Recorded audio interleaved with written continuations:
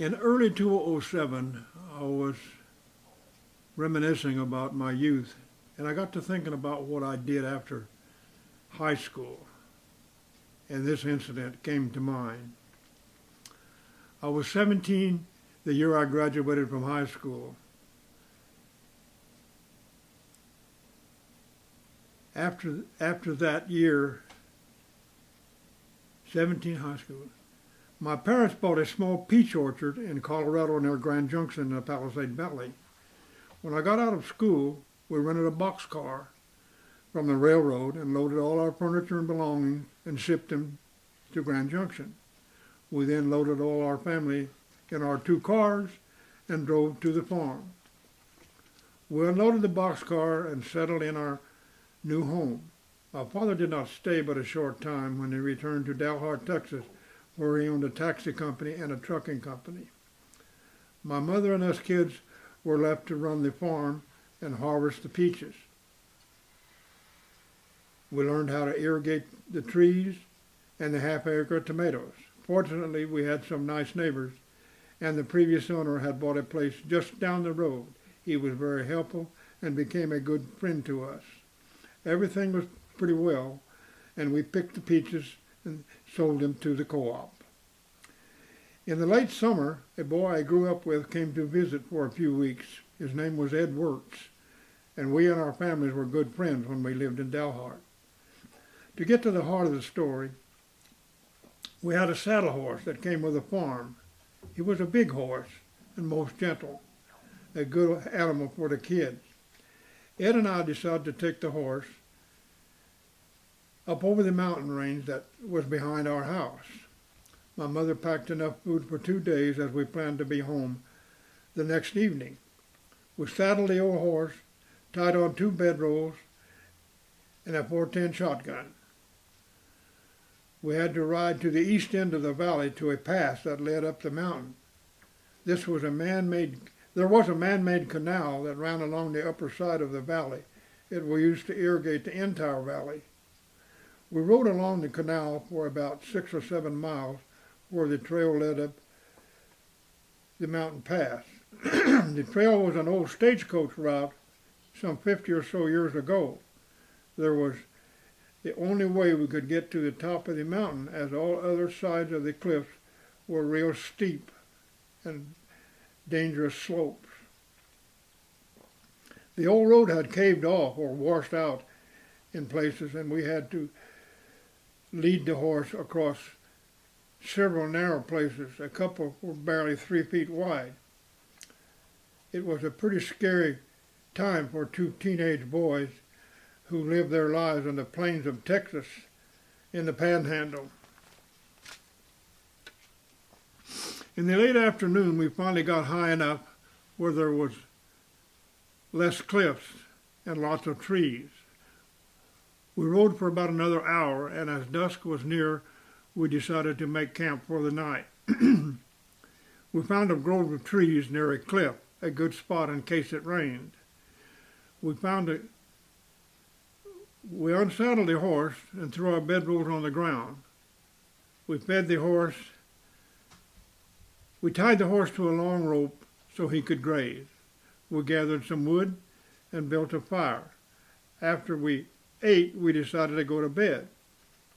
Ed rolled out his blanket, and right in the middle of it was 2 scorpions about 4 inches long.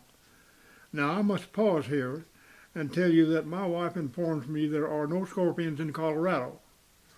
Well, as she was born and raised there, I'm not going to dispute her. But what I saw in that blanket looked enough like scorpions to scare the hell out of me and my friend and cause us to sit up by the fire for the next 2 nights. And that's all I have to say about that. The next morning, we ate breakfast and started up over the mountain top. Our plan was to cross over and come down off the mountain several miles above our house and follow the canal home.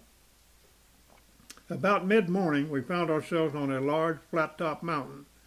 We crossed over the plateau, but when we got to the other side, there was nothing but high cliffs and rocky ledges.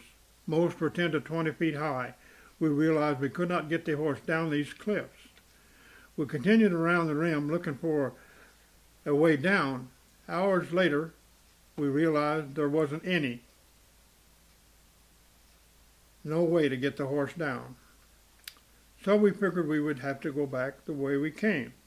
But alas, we couldn't find our trail and soon realized we were lost. Now let me tell you, a cause of panic set in, and I might add a few tears also. We were two very frightened teenage boys. After a while, we pulled ourselves together and started to plan our next move. Finally, Ed said, "We got to jump the horse off of one of those cliffs." I gasped and said it would kill him, or at least cripple him. Well, we talked about it for a time and decided it was our only hope of getting off the mountain. It was getting late, so we decided to wait till morning to do it.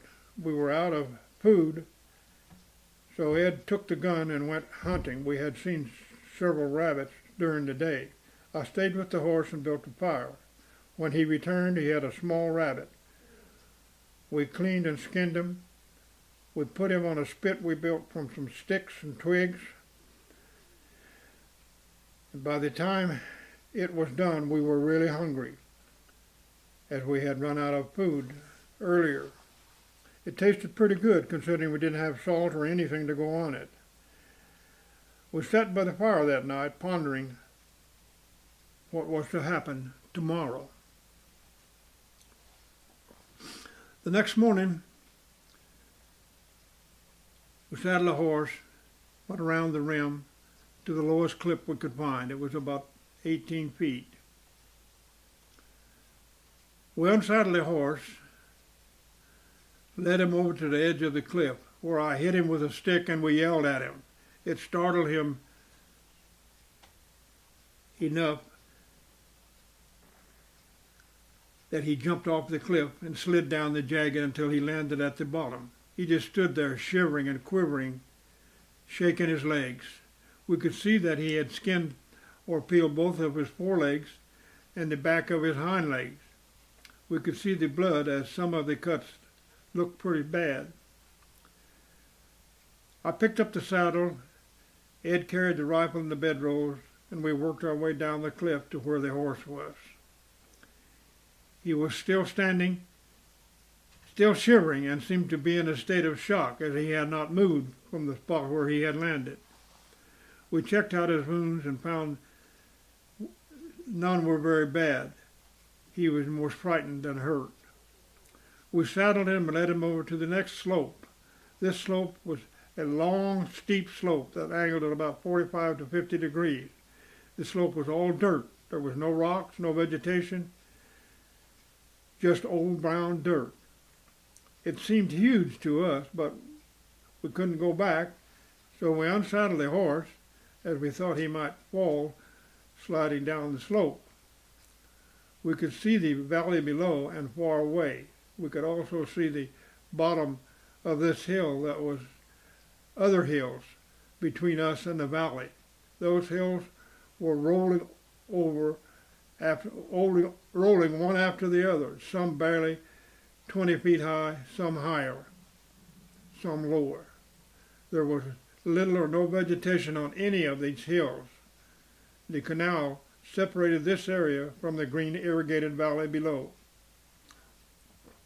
Once again we shooed the poor horse off the edge, but this time he didn't go straight down. He just angled to the right about 50 feet, then to the left, back and forth, moving down that slope just as easy as you please.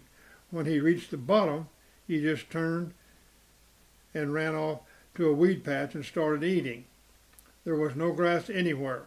My friend and I just stood there with our mouths open, with a heavy saddle and some bedrolls we had to pack down that long hill. The horse had wandered off several hundred feet looking for weeds, so it took us about an hour to round him up and get him back to where the saddle was. We got him saddled and began the long trek over those hills till we reached the canal. We did not reach the canal until late afternoon. There was no place to cross it, for that canal was 30 to 40 feet across and very, very swift.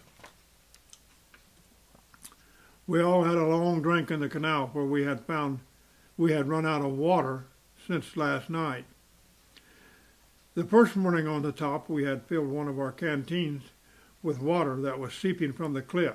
That was a big mistake because it was alkaline water and it made sores on both our mouths. It was almost a week before those sores went away.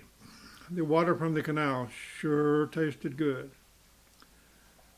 We rode along the canal upstream for several miles till we came to a bridge where we crossed and went the last few miles home. When we got there, it was just getting dark. My poor mother was beside herself. We were supposed to be home the day before. She had the county sheriff and the forest rangers looking for us since early morning. She phoned them to call off the hunt.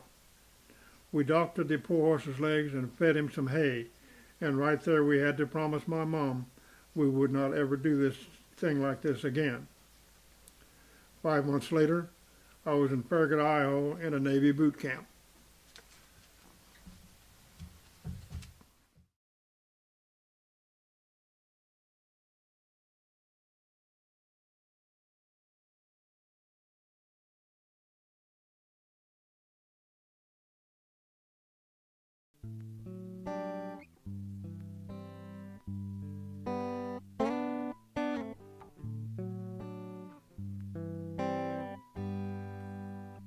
Can I say something else? And I want to thank the cameraman and his crew. Thank you very much.